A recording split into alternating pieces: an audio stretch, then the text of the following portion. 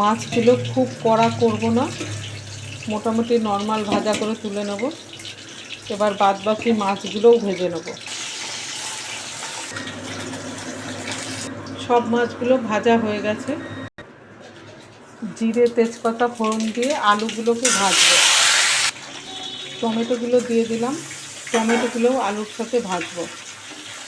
জিরে ধনে গুঁড়ো আর শুকনো লঙ্কা, একটা বড় সাইজের পেঁয়াজ, একটু আদা আর 3 কোয়া মতো রসুন পেস্ট করে নেব। টমেটোগুলো নরম হয়ে এসছে, এবার এর মধ্যে পেস্ট করা মশলাটা দিয়ে কষাবো। অল্প হলুদ দেব, দিয়ে দিলাম 1 চামচ নুন। মশলা পেস্ট করার সময় আমি এর মধ্যে গোটা গরম মশলা দিয়ে দিয়েছিলাম। কষানো হয়ে গেছে, এবার আমি দিয়ে দেবো ঝোলের মতো জল। ঝোল ফুটে গেছে, এবার ভেজে রাখা মাছগুলো আমি দিয়ে দিলাম।